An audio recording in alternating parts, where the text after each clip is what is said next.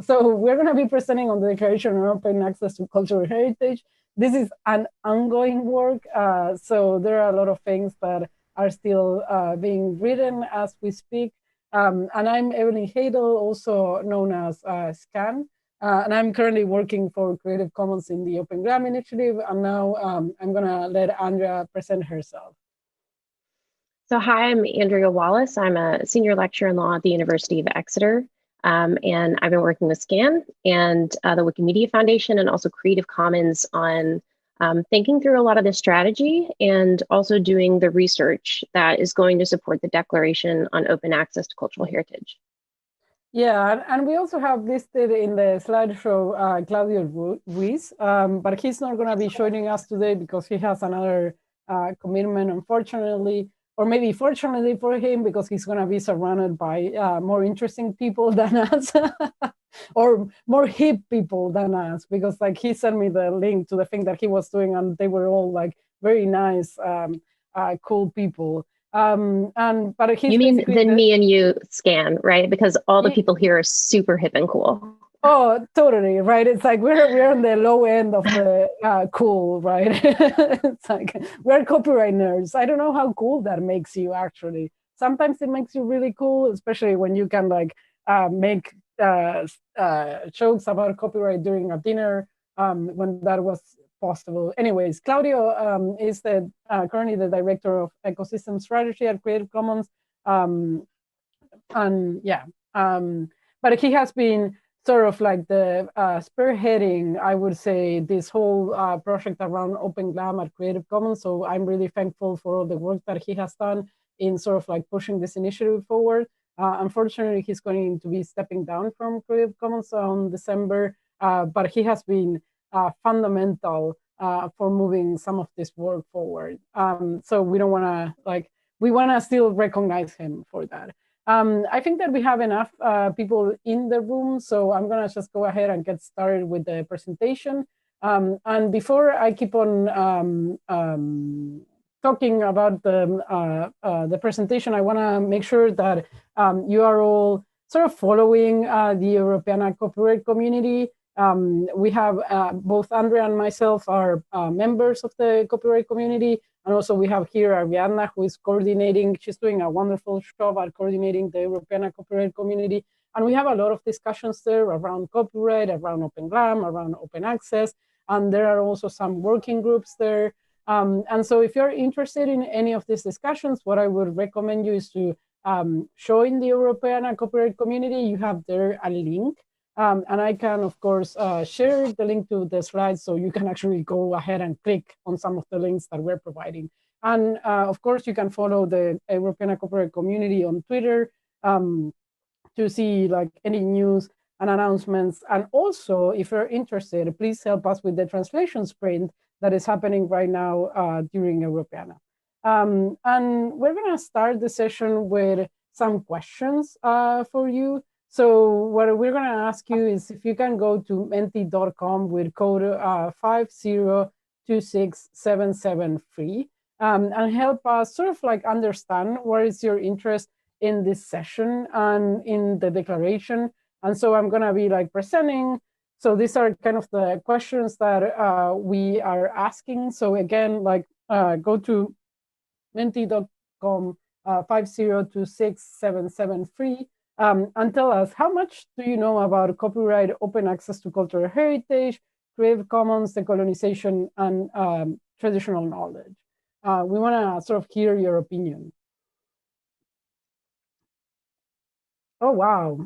We have very knowledgeable people on this session. We only have one person sort of answering. So, and maybe, Andrea, if you want to provide some background on why are we asking these questions? So part of it is totally self-interested. We want to know what people's interest in the declaration are in terms of their entry point, right? Because the way that we have kind of strategized even the research paper and the structure of the research paper is set up in a way that considers the spread of everyone involved. So not even just GLAMs, but everyone involved in the Open GLAM ecosystem. And especially looking at GLAMs where, potentially they may not be able to participate because they don't have digitization capacity or expertise or even copyright knowledge. So there's that initial barrier that prevents people from even thinking that this is an achievable goal.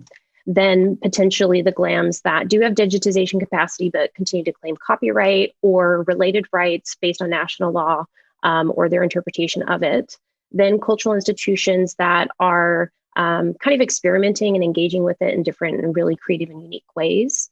And all the way to the cultural institutions that have decided as a matter of policy, they have adopted open access and they're kind of going forward, because obviously what we're seeing is the more people kind of shift toward the more open end of the spectrum, the further behind some of the institutions, the organizations, and the collections that are there kind of get disconnected from the discussion of what's going on. And some of what's going on this end of the spectrum can be really, really important in forming what's going on up here to making those approaches more equitable, more critically engaged with the types of content that we're thinking about. So we're really trying to create kind of a network and an approach for thinking some of these things through. Yeah, so we have the results coming in. So apparently we have a lot of very knowledgeable people on copyright. So I'm gonna move forward to the next slide if Menti allows me. Yes, perfect. So the next question, and this is also something that speaks at the core of the white paper, is do you claim rights on the digitization of the collections? And if for whatever reason you work at an institution that really doesn't manage cultural heritage, and I'm saying this because I saw a couple of people coming in the session that probably are not currently working at a cultural heritage institution, just press I don't know. So results are coming in, and apparently we have a lot of people that is not claiming rights on the digitizations of the collections. That's great. That means that we are kind of speaking to the convinced in some of the issues that we're working on the white paper, on the research paper. But at the same time, this is interesting to see because you are kind of at the forefront of some of these conversations. Okay, so that's a good number, and thank you people for doing the work right. That's what we're gonna say. 17. Great. I'm just gonna go ahead and move forward to the next slide. So this is kind of an open-ended question, and take a couple of seconds to sort of answer it. So what we want to know and better understand is what are the challenges that you face when you approach to open access to cultural heritage? For example, when discussing with your manager or when discussing with staff, in case you are your own manager, that can happen to, or whenever you approach a cultural institution and you want to sort of ask them to release their collections. Great, we're having some answers here. Fear of maluse. So risk-averse management, copyright, of course, that's kind of the big barrier that we will experience. Budget, money, cost, lack of workflows for documenting intellectual property rights, creating data that is interoperable across platforms, digital literacy and digital divide. This is great. Convince colleagues to open up and allow all kinds of reuse, fear of losing revenues, ethical reasons, respect towards the people who have provided materials that we digitize, technical barriers. Some people are sharing chaotic, insufficient catalogs, openness culture. That's an interesting one. I love that one. That's a great one. Yeah, right? No, but it's true because there's a lot of pressure. There's a lot of, and I think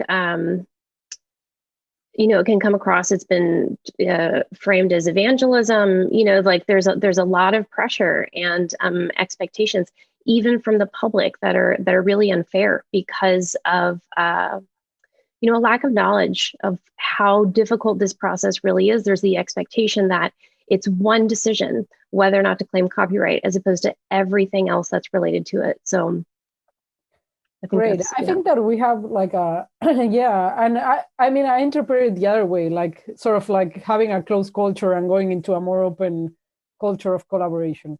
But yeah, so it gives like room for interpretation. Thanks everyone. Like these answers are actually like really great. I'm just gonna move to the next slide. I think that, yeah, we have like one more slide left. But if you are still like hung up on the challenges slide, please like be my guest and sort of like bring them in, because this is part of an ongoing work that we're doing both with the research paper and other things that we are working on, sort of like addressing some of these challenges.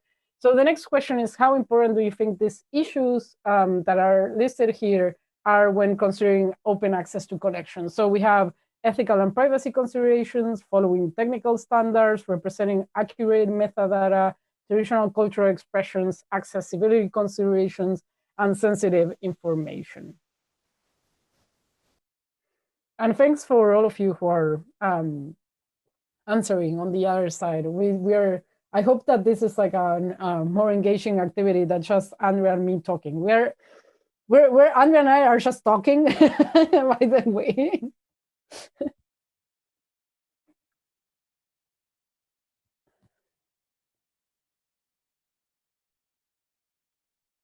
And this is kind of our last question for you.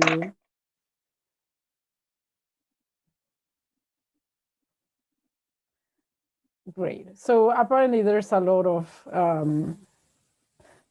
interest in some of the stuff that has been sort of it's present on the white paper. So this is great. I hope that you will find some of the stuff that Andrea will be sharing super interesting. I know I find it super interesting. We love Andrea. Okay, so with that, I'll consider the, oh yeah, no, we had another question more.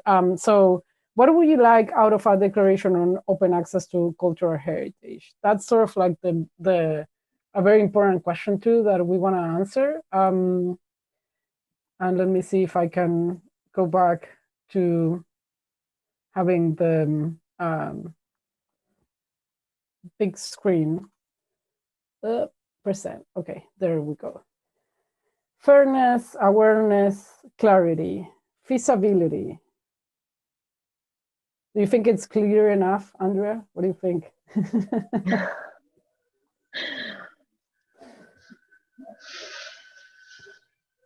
Standardization, fair data, public value, enrich, reuse. This is great. Cool. Resources, information. Yes. Yes. Universalism. That's an interesting one. Unifying, discussion. Yes, discussion. Hands-on advice, inspiration. Well, I mean, I don't know. If you don't find copyright inspiring, I don't know what's going on. Guidelines. Yes. Great. So this is great. Thanks all for sort of bearing with us as we guided you through all the questions that we had for you. And hopefully now manifesto for openness. That's good. Democratization. I'm really liking what people are sharing here on what they want to obtain out of a declaration. This is great.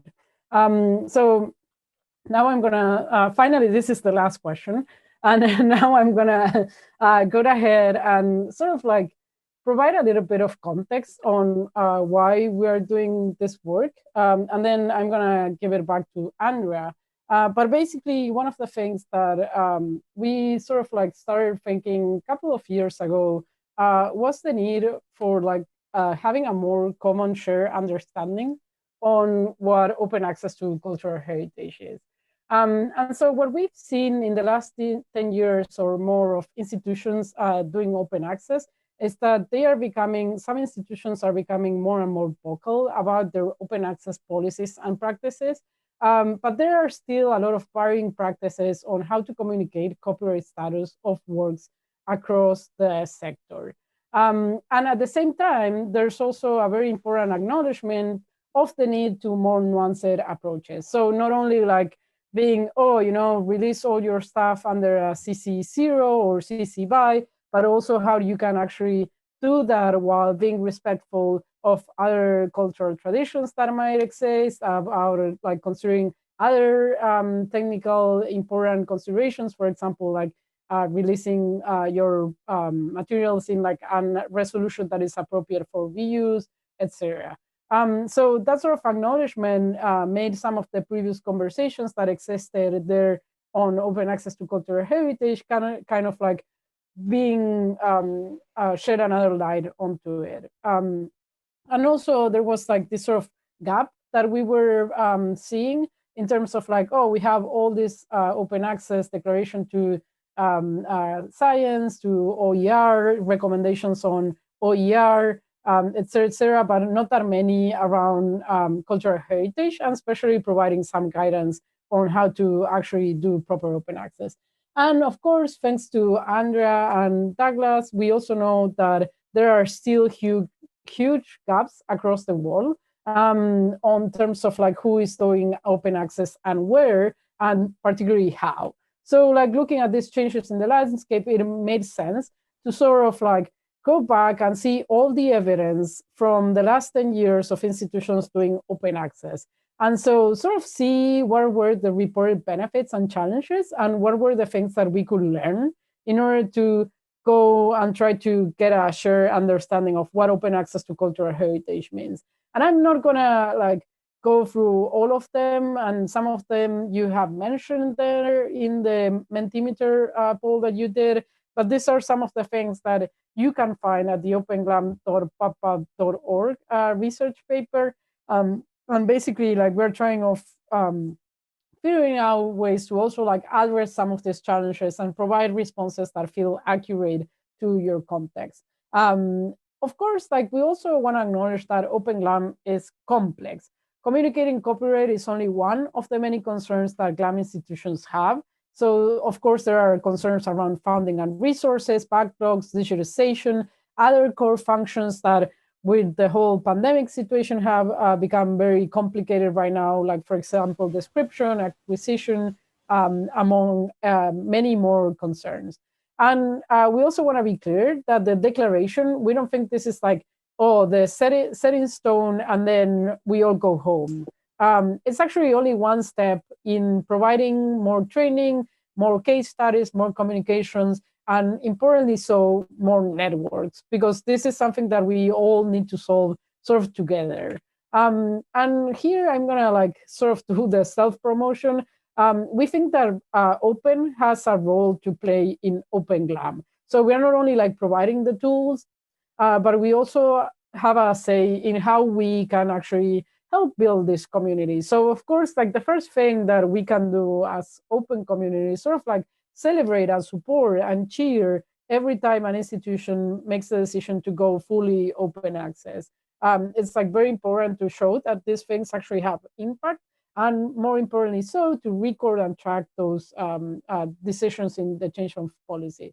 We're also offering communication channels for professionals and advocates to share their experiences on doing open access, so we can actually build more case studies.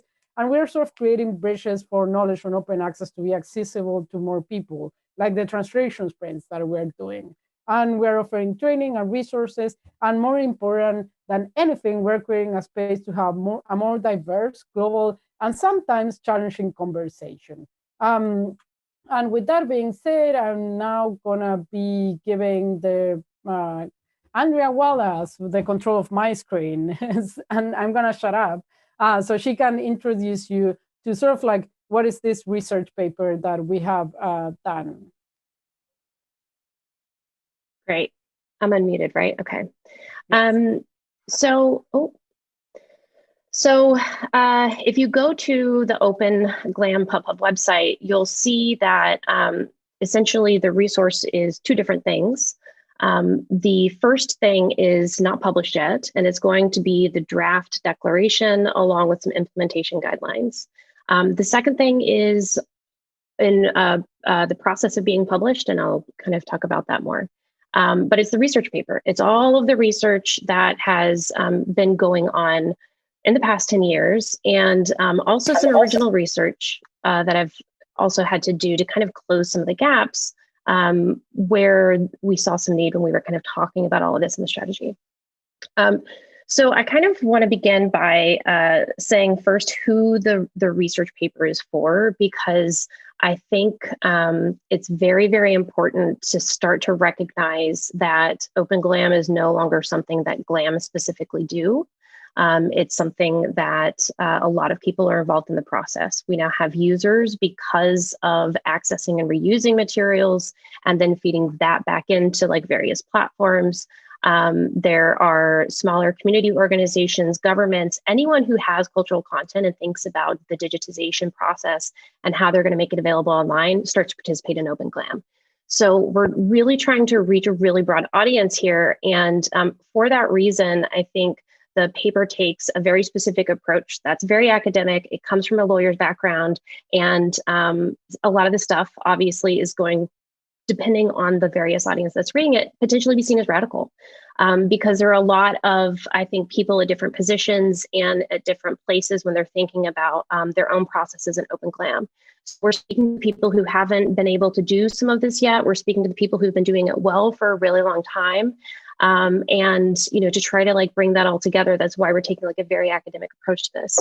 But when we think about obviously how broad of a scope that is, we also, I want to stress that there's a very narrow focus that the paper looks to, and that's the very specific layer of rights that GLAMs have control over, because we're all aware of the fact that there's incredible amounts of copyright issues and issues related to the materials that we have to kind of set to the side when we're talking about what we can do with Open GLAM.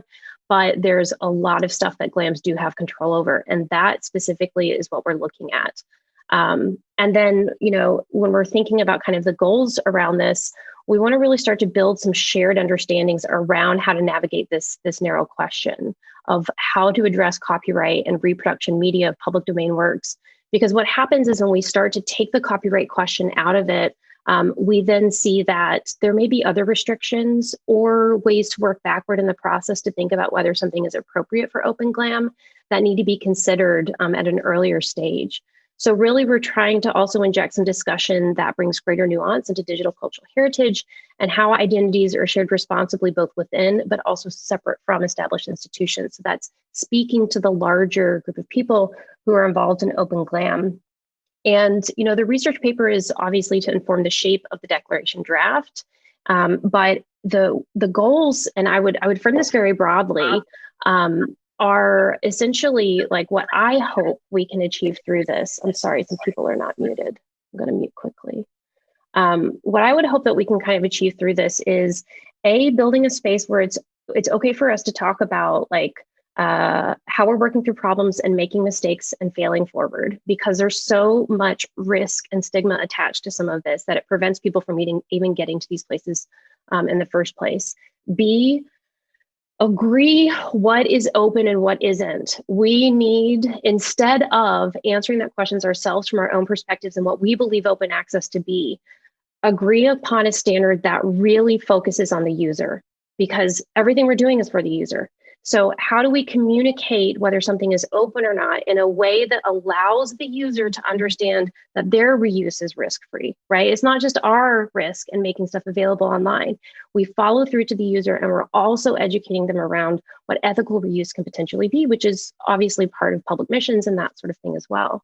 But then also to normalize things not being open, and to counter that expectation that everything needs to be open. There's so many reasons that may or may not be related to copyright about why stuff shouldn't be open. And what we really need to do is to create some standards around this so that we're able to conclusively say, without any stigma attaching to it, that's not open, you can't reuse it.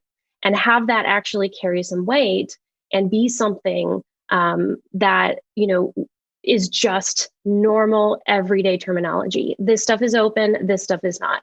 And then it doesn't come back to challenging the decision about whether or not something is open. Like we trust, the process, and we make sure that the user can understand what they can and can't do.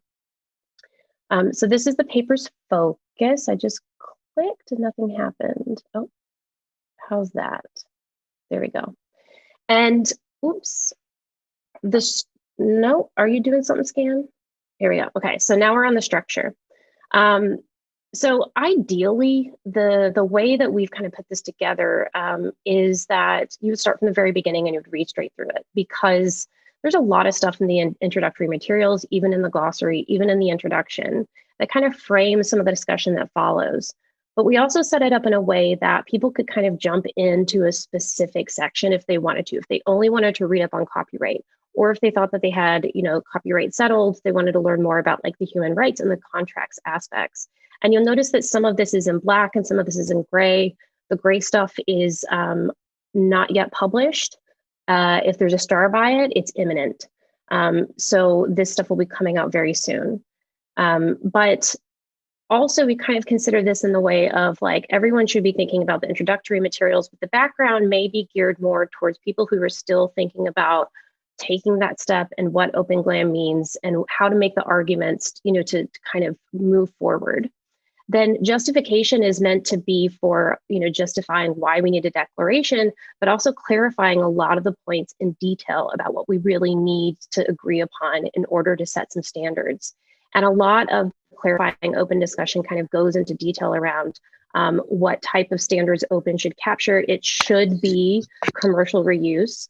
So this is something that should not be seen as radical or controversial, because this is what all of the international standards by now say.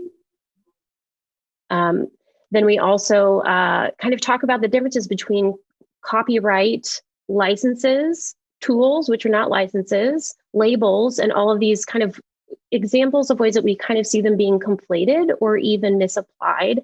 And I also want to say that like not one institution that has done something bad is used as an example in our paper. We looked, and it's not bad, like there's so much, I think, weight and subjective like fear that kind of attached to some of the terms and the ways that, we discuss a lot of this.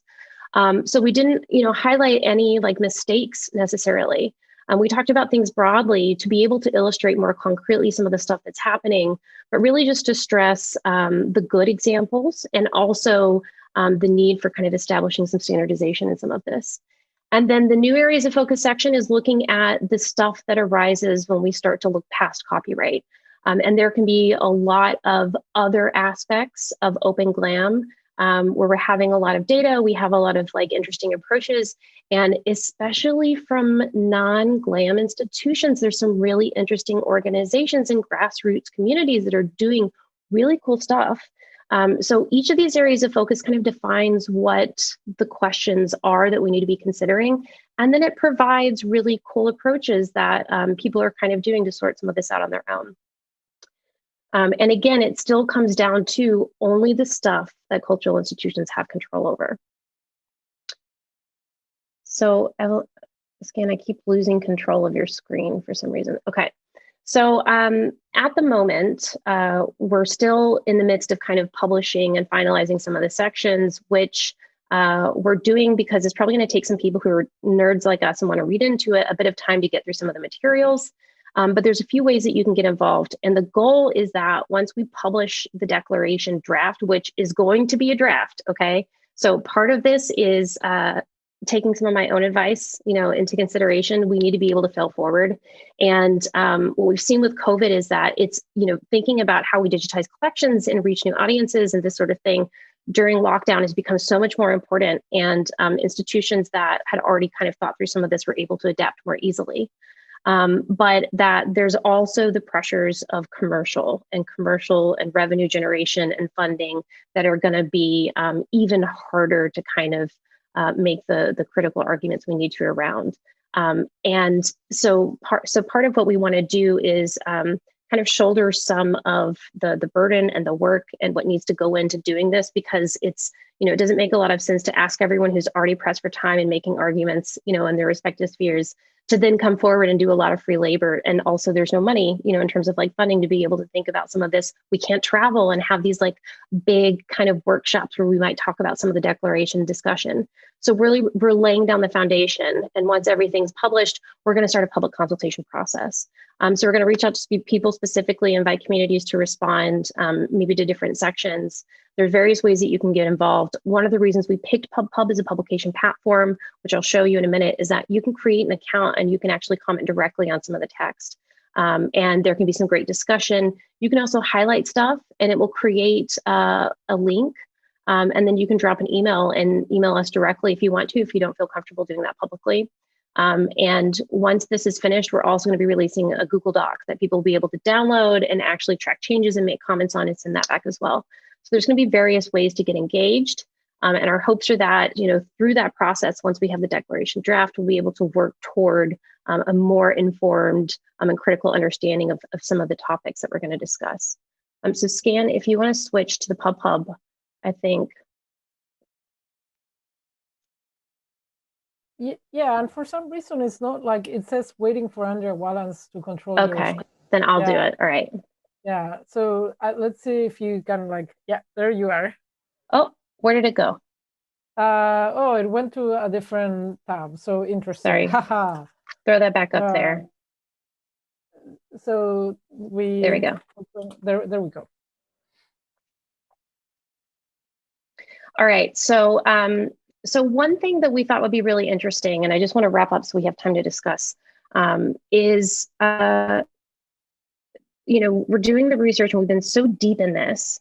What do you need in order to kind of go back and think about some of these things? And it can be even as simple as, I need a very clear and direct, here's the goals, here's who this is for, or, even like, what's the email that I send to my boss to say, oh, have you seen this resource? Maybe we can start talking about, like some of these really practical things all the way to, well, here's an issue that we're looking at that I don't see this paper has addressed yet that could be important, even to flag for future revisions.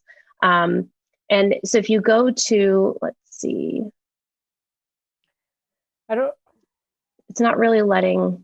Yeah. Okay, there we go. Says, yeah. So all right. So I'm in control. This is working. Yeah. You'll see that, the front page kind of talks about how to get involved in the process and the way that the research paper is set up. But I just want to go quickly. I'll go into background. And each of these is its own kind of publication, right? So some of these have been published. Some of them are coming soon. Let me actually I'm going to go to justification and show. Some of them are shorter, some of them are longer. Each has kind of like a point and a purpose. But for example, what you should be able to do is go through and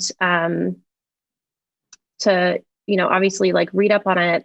You can make a comment. Oh, it's not letting me do some of this. Sorry, we're having kind of some technical issues. Let me see if now, can you do it? Yeah. So if you see how it highlights and then you can pop up a little bubble, you need to log in, so you need to create an account. But some people have already been making some really great comments. And I think what's really important about some of this is obviously like thinking about the draft phases and also thinking about how, you don't necessarily have to release things before they're perfect, because it invites some really interesting feedback and some critical perspectives of the way that we're approaching some of this. And so, that's what we want to encourage when we're thinking about Open GLAM going forward. But yeah, actually, so yes, Josie makes a great point in the chat, which is, something that like we're really trying to push. It's not just GLAM, it's community organizations and archives. And a lot of this is discussed in the areas of focus. The people who are asking some really interesting questions around privacy right now are doing work around creating technical protection for identity of protesters so that when stuff is shared on social media, it's shared responsibly. So there's some really interesting examples that start to come in that we're thinking, oh, this is totally relevant to Open GLAM, and thinking about this in terms of how we share our own collections and what type of stuff gets published with all the new types of technologies and uses for them. That none of us have any expertise around, right? And like, that's totally okay too. So I think, do we want to open up for questions? And I would invite you to like unmute yourself, because questions are sometimes like weird to type into a chat or that sort of thing. Yeah, and I'm gonna stop sharing. Is that okay? Yeah, that's great. Yeah. So if someone wants to.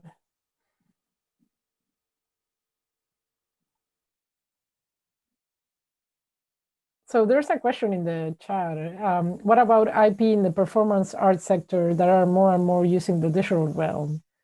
Okay, so this is a great question, because we had all of these like, what about discussions, like, oh my God, this is important too, this is important too.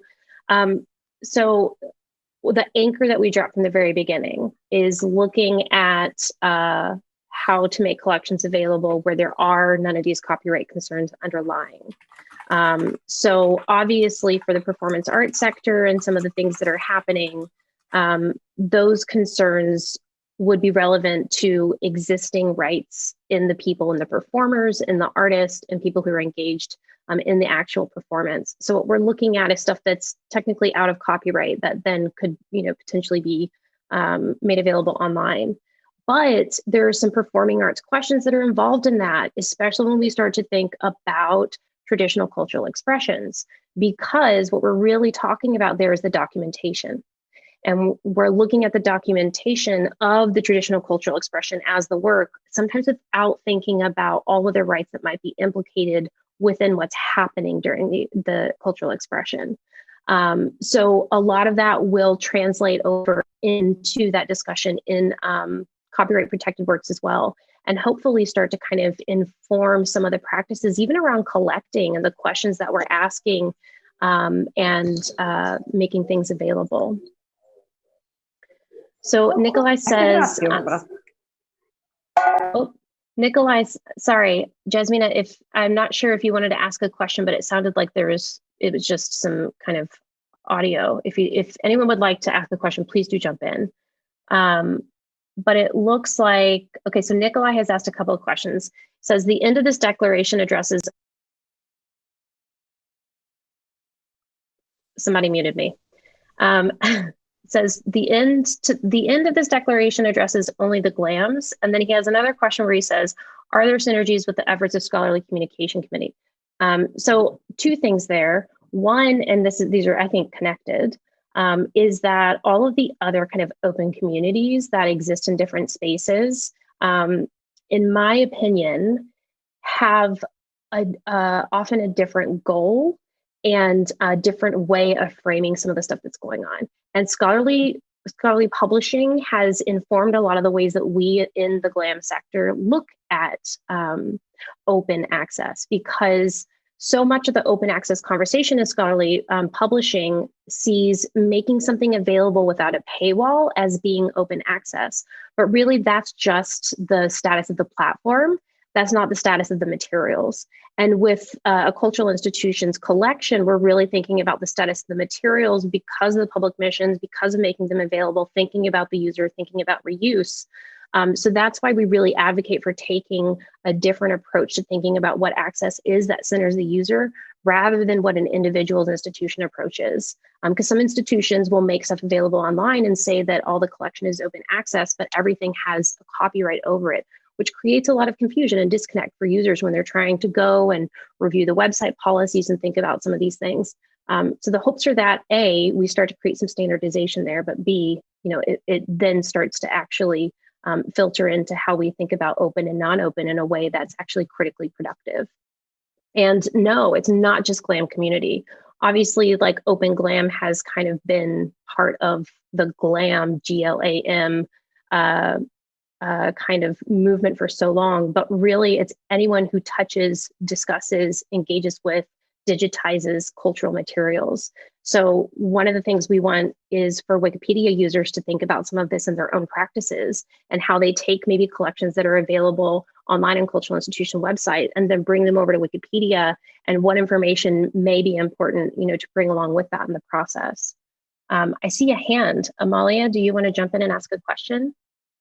Yeah, I see on your site in the background that you will be publishing a paper about the benefits to Open Glam, and I think that's one of the most important things, because usually when I try to advocate for open access, most of the times, especially when working in smaller countries, I have had the issue that directors of archives or libraries are fearful that they will lose visitors, they will lose revenue, they will not have, let's say, work to give to their staff and whatnot. And I have had difficulty to explain that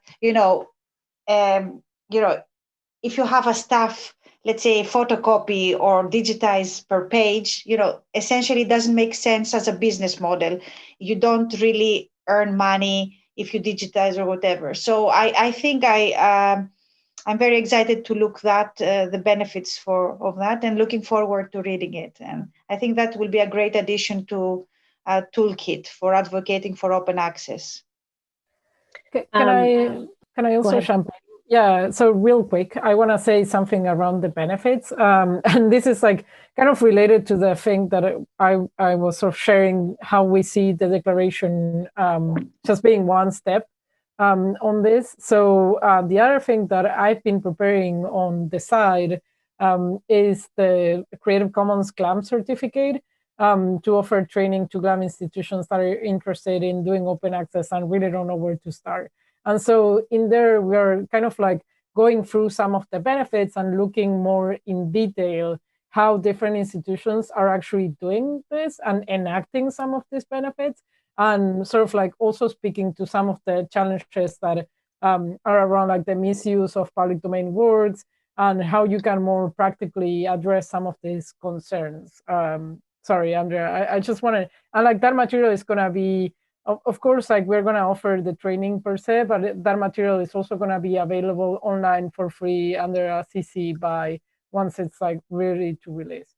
And we also have 1 minute left because we need to end like 45 sharp. And there are so many good questions coming up on the chat. Yeah, so I think the benefits section is actually one of the most important ones, which is why we're really trying to get it right, because we're trying to confront some of the barriers in benefits to say, like, yes, you need to generate money, but copyright isn't actually the best way to do that. And we know that because of a lot of data by now. We can totally ask for service models that pass the cost of digitization off to the person who's asking for it to be done. And we should be more comfortable about doing that. So I think there's some really interesting ways, even that some institutions have been able to do that in a way that actually allows them to do more digitization. So agreed. And then I think there's some interesting, oh my God, there's so many good questions. We are going to be talking about this. Scan just dropped this into the chat. We're going to be talking about this on November 19th, which I think is the next Open GLAM community call. So if you're on the Open GLAM listserv, we'll be sending out the information for that. So please do join. Otherwise, reach out to us directly and we can send you the link to join on November 19th. I believe it's like 2 or 3 o'clock. But it's 12:45 and we were told that we were going to be cut off and we had to finish at 12:45, which we're very happy to do. So thank you so much for coming. And I'm actually going to save some of the stuff in the chat because I think a lot of this is really, really great commentary.